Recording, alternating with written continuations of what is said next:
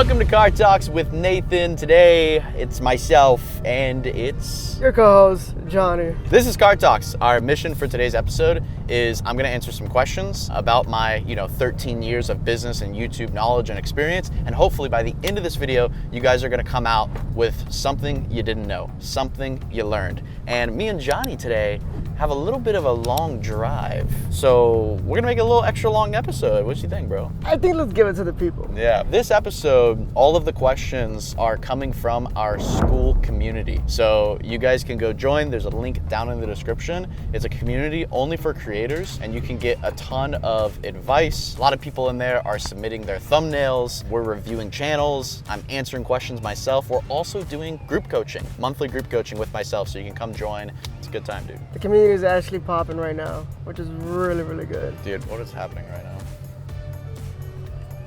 Went from car talks to construction talks, dude. We got a far drive. We should have took a plane, but it's sometimes you just gotta drive, bro. We're in the GT500. We are here. This is one of my favorite cars.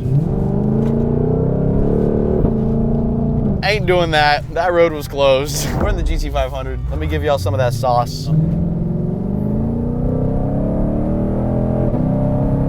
This car is just ridiculous. That was like 30% throttle, literally, like just babying it.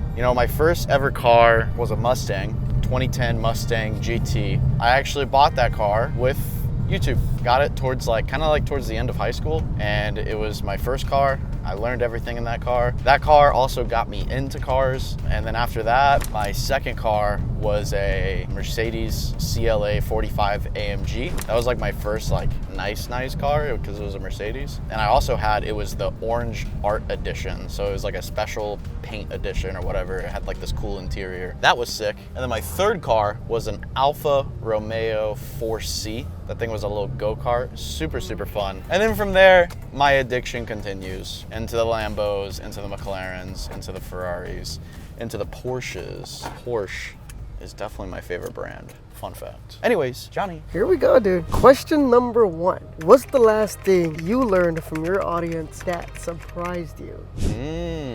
There's a lot of little things, if I'm being completely honest, a lot. But I would say the thing that surprised me the most recently in the last couple of years is that I learned that my audience does not care about a quality video. And what I mean by that, and this actually goes for a lot of people's audiences, not just mine. When you think of the word quality, Johnny, what do you think of? I'm thinking high cinematic type videos. Yeah, you're thinking of a TV show. Yeah, absolutely. A movie, right? Our audience didn't care about that. They didn't care about that. We tried to up the production quality on a lot of our videos and not really many people cared. And I think the reason for that is because the production quality, and look, for some YouTubers it works, right? For Mr. Beast, it works. He keeps upping the quality, but that's why a lot of the people come to his channel in the first place. That's his purpose. But that's not why people come to our channel. The reason people come to our channel is because they want to see a really weird, wacky, creative idea, and they want to laugh because our videos are funny, they're full of laughter, excitement, us doing stupid things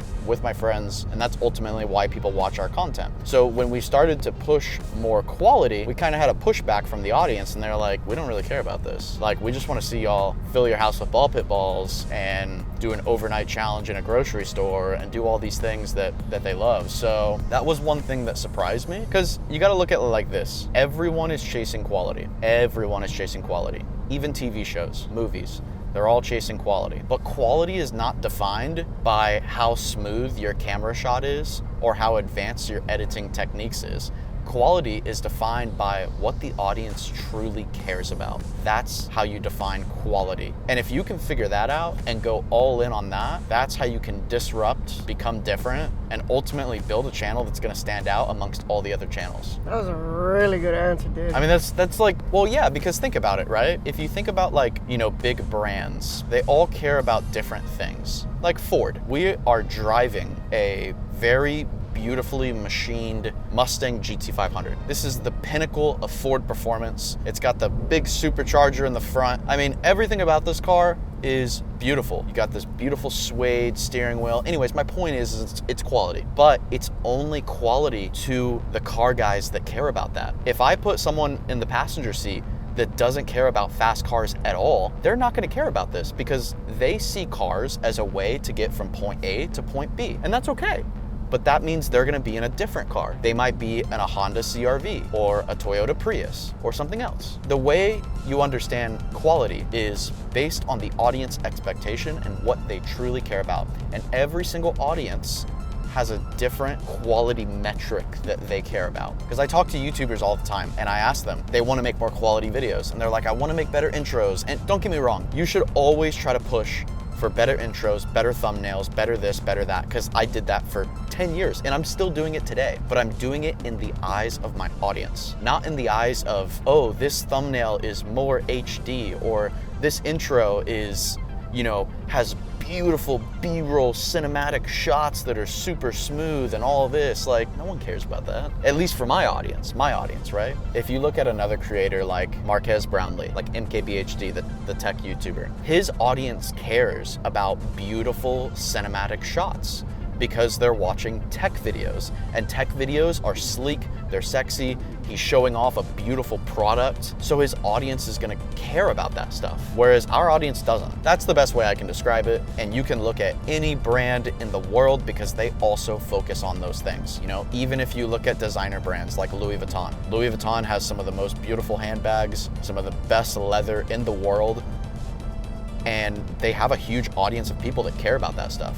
They care about how the bag looks, how it makes them feel, all those things. But then there's the other side of the world that doesn't care about those things. But that's fine, it's not for them. So the question is like, your YouTube channel is not for everyone. So if it's not for everyone, why are you trying to make it for everyone? You should just try to make it for the people that are going to obsess over that type of content and forget about everyone else. Then you're just diluting your focus to multiple places, and at the end of the day, not everyone's even gonna care about your content to begin with, so what's the point of even doing it? So that's my 2 cents. So let's backtrack a little bit, just because I don't think you explained how you found out that your audience didn't like that stuff. Well, what we did is we started pouring our resources into more quality videos, and they didn't work. They didn't get views, the audience didn't care about them, our retention metrics were down on those videos. I mean, it just didn't work, like, period. Like, people were not watching the videos, they didn't care about them. And on top of that, there was this one week, this was about a year ago, but we put out a high quality video and it did terrible, right? Like, it was a really, really good high quality video. And then the next week we put out also, it was a high quality video, but it was high quality to what our audience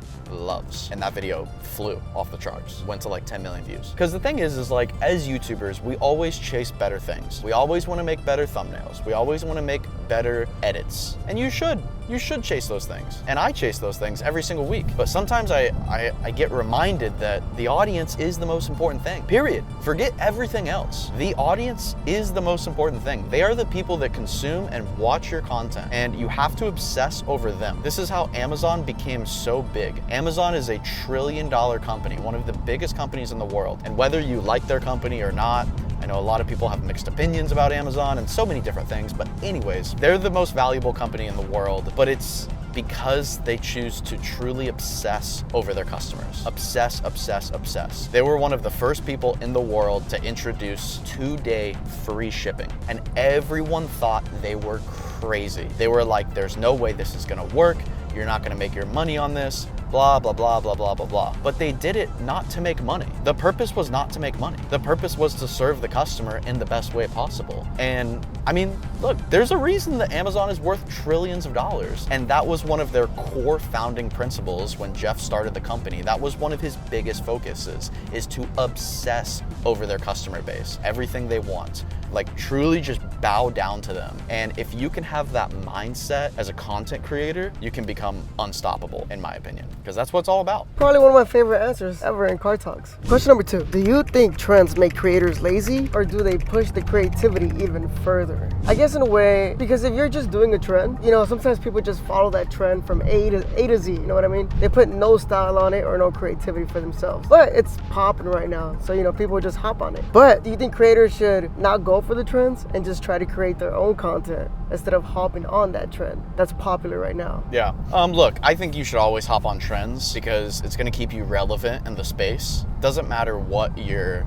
niche is, what type of content you make. Trends are super, super important to grow. So yes, you should definitely focus on trends. But at the same time, you shouldn't make your entire channel about trends, because if you make, you know, I've had some friends that have made their entire channel focused around one trend and really built into it.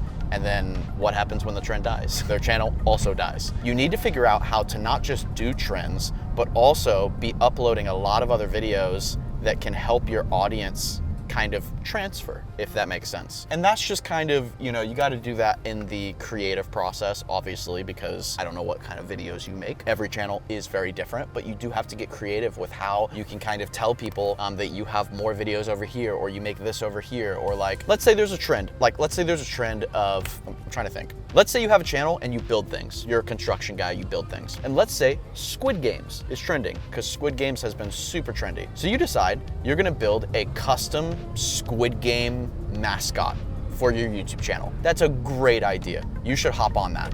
But maybe in the video, you can also say, hey guys, I just built this crazy Squid Game character, but also I build houses, I build this, I build that. So go check out my other videos, right? And maybe you can even tease and throw in a couple scenes of your other videos. Just small, subtle things like that. You know, that's what I would be focusing on. I think, yes, trends is what blew up some of my channels, dude, like really. But the thing is like, you can't just focus on trends. You have to do them in like creative and unique ways. So like one of the ways that we capitalize on a trend is this new game came out and it was called Poppy Playtime. For those of you who don't know what kind of game it was basically a scary game where you're just like this character and these big furry huggy wuggy animals are trying to eat you and they're super scary. So this game was super trendy. There was millions of people playing it. Here's the deal. There was millions of people playing the game. That's it. So our idea was to do something different. Our idea was, let's recreate this game in real life. And we were one of the first people to do that. So we basically made a custom mascot. We, you know, rented out this little mini city. It was actually a really cool set. And we ended up doing that as a video and it took off. It went mega viral. I think it's at like 20 million views. But that's an example of executing on a trend in a very creative way. What is everyone doing, right? Look at what everyone's doing and then try to do something a little bit different, you know? We just did this last week with another video and we're gonna continue to do it constantly. We always hop on trends, but we try to be different than what everyone's doing. Everyone wants to just play the game. Let's make it in a different way. That would be my advice. It's hard, man. You gotta be creative. You have to be creative, and that's one of my missions with Blueprint, and that's why we launched Blueprint Creative, which is our software to help creators be creative. That's one of my goals, is like creativity is such a hard thing, but creativity shouldn't be hard. Creativity should be fun. It should be exciting. Personally, I think I have a little bit of an advantage being creative, because as a kid, I was so incredibly creative, bro. I was like, now I know a lot of kids are like this, but like my dad would buy me an RC car for Christmas and I would take it apart and turn it into a boat. And I just liked building things with my hands. I was super, super creative.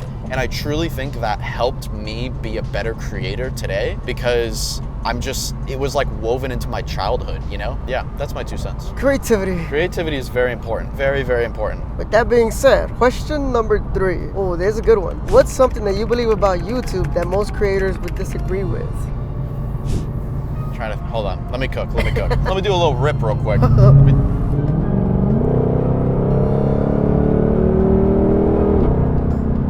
Dang, dude, that's a really good question. Well, first off, I think there's a lot of things. I think as a creator, a lot of creators that I talk to try to really, really obsess over the algorithm and obsess over tweaking little tiny things in their videos. And look, I'm all for that. I love that stuff. But if you're trying to grow a channel, I'm a big believer that the best thing you can do is just upload more videos, like period. Like just double your uploads and you could double the views of your channel, right? Like we're doing this right now with our gaming channel. We took our one of our gaming channels, it was about at 10 million monthly views, and we took it to 25 million monthly views in 3 months. 3 months. We incorporated a lot of the strategies that is inside Blueprint University, but also our big focus was tripling the uploads. We tripled the uploads, not double, we tripled. We went from doing 1 to 2 videos a week to 6 videos a week, 5 to 6 videos. But I think, and you know, Alex Hermosi says this best. He says volume negates luck, right? If you can just do more and more and more, that is the key. And a lot of creators, they're like, oh, I need to retweak my SEO, and I need to like think of a better thumbnail, and I need to go back. Like, I saw this other creator the other day that was like going back to all his old videos and like re-updating all his thumbnails and titles. I was like, that's a cool strategy, whatever. I'm just gonna post double the amount of videos and I will probably crush you, because YouTube is a volume game. If I'm being honest with you, it is a volume game when you get started, because it does take a lot of volume to build audience, period. It just does. It takes a lot of like content. It takes a lot of ideas. It takes a lot of like editing, just everything. So if you can understand that and stop obsessing over these little algorithm tweaks, then I think you're on the right path. Actually, I don't think. I know you're on the right path, because that's always what I've done to a lot of my channels, and it always works. And it's such a simple thing, because sometimes as creators, we think we're doing enough, but in reality, we're not. I talk to so many creators that are like I talked to this creator the other day. I think he had like 300,000 subscribers. And I was like, how many videos are you posting a week? And he's like, I'm posting 1 video a week. Cool. How many videos can you post a week? And he was like, if I work really hard, I can probably post 4 videos a week. And I was like, cool. End of discussion. That's how you grow your channel. Seriously. He was asking me all these other little things, and I was like, nope, that's it. That's how you grow your channel. You 4x your uploads. So you're giving yourself 4 times the amount of volume, 4 times the amount of videos being thrown out into YouTube that people could watch or stumble upon. You're basically multiplying your luck times 4. So why would you not do that? And then later you can tweak and obsess over these little algorithm hacks once you start making a ton of money. Because once you start making a ton of money, you can do these little tweaks that can have huge payoffs. Like the other day, and this is something I actually want to release as videos for you guys one day. But anyways, we took playlists on one of our YouTube channels and we redesigned all the playlists, and we pumped them out as end cards. And there's this huge strategy that we did with our playlist. But anyways, it resulted in us going from about $5,000 a month in playlist revenue to $40,000 a month in playlist revenue. And I didn't upload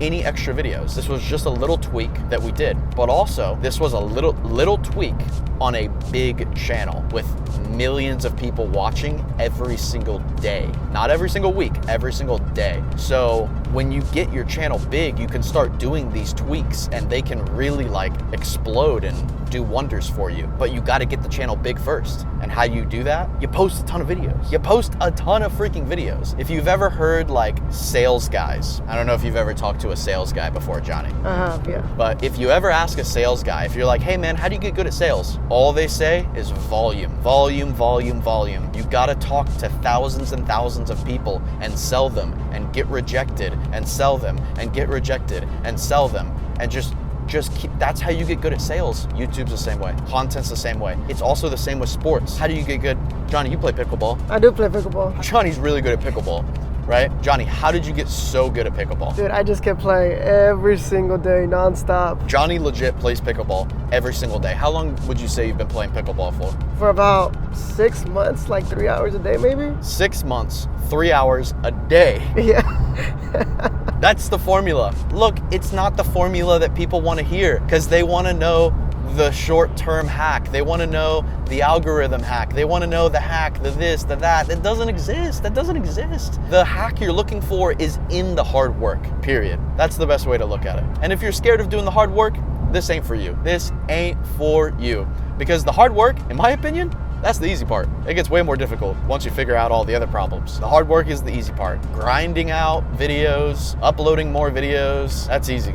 That is easy. And if you can't even do that, you don't got what it takes. I'm just being honest. You might as well save yourself some time and go do something else, because YouTube, content creation, business, all that stuff. It's very hard. It takes extreme dedication to build things that are great. You know, there's a reason that there's only so many people that own Lamborghinis. There's a reason that there's only so many people that have gold medalists in the Olympics. There's a reason there's only 1 first place trophy and not 3. That's the way I look at it. Volume negates luck. Alex Hormozi said it best. You can do more volume, you can negate that luck, and you can get closer to the life that you want. But you gotta put in the hours and you gotta work hard. Let me just show you guys how hard I'm working today. How about that? Today, and you gotta remember, I'm 13 years into this. I'm 13 years into this, all right? I woke up this morning, I scripted out a bunch of videos for Blueprint. I drove to the office. Me and Johnny filmed a bunch of different videos. We filmed like 3 different videos. We filmed some promo videos, and then we filmed 3 shorts. And then I ate lunch. Now we're on a 4-hour road trip, and we're gonna film 3 videos in the car on the way to the road trip. And then when I get to my destination, 4 hours from now, we have an 8-hour film shoot we're gonna do after that. So my work today is from 8 a.m. to 3 a.m. That's my work day today. And I still work that hard being 13 years into it. But you know what? I also love it. I love every second of it. Very passionate about it. I love what I do. I love working hard. I'm here for the journey. I'm here for the grind. If you can get addicted to the journey and the grind, you'll become unstoppable, my friend. You will become unstoppable. Think about a guy, I think David Goggins said this. You got 2 guys, right? They're both trying to ride their bikes 100 miles. One guy just is obsessing over the finish line. He wants to get there so bad. He's thinking about the 100 miles every second. It's driving him insane. The second guy, he loves every second. He loves every sweat drop. He loves every mile. He is here for the grind. Which one's gonna go further? I'll let you decide. I think it is kind of a trick question because they'll both probably end up winning. But the point is the first one is way more likely to give up. If you're just here for the end result, the first one is way more likely to give up throughout the process and quit, right? That's why so many people quit, because they obsess over the end goal. And you should obsess over the end goal. But if you can obsess over the journey to get there, you'll become unstoppable. And on top of that, you'll get there and you'll love it at the same time, because the journey is the whole thing, dude. The journey is the whole reason you want to get this goal. So why not sit back and relax and enjoy it? I look back at all the old days when I used to film videos in my house alone and edit them. And honestly, I miss those days. I really do. I don't know if I would like go back. Like, it would be cool to go back, because I also love the days that I'm doing right now, where I have a team of people and I love working with people and collaborating with people, and we have so many creative people on our team that I really enjoy talking to. But also,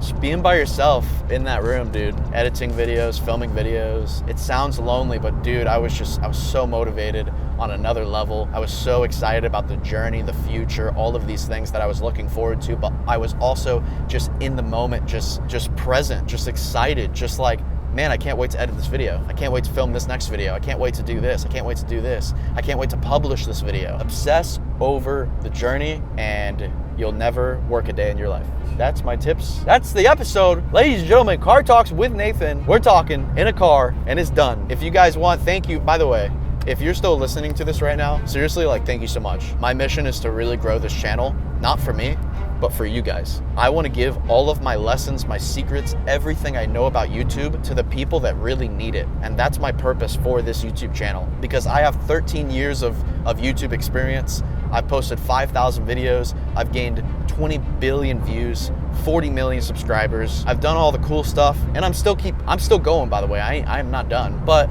I just want to share all these things with creators, because there's so many valuable things I learned, so many failures, so many tactics. And if creators just knew what I knew, it would just save them years of time. So that's my whole mission with this channel, is just to share with you guys these things. So please, if you haven't already, click the subscribe button, and also do me a favor and share this video with a friend, maybe a friend that wants to be a creator, and we'll see you next week. Best episode so far. Clock it.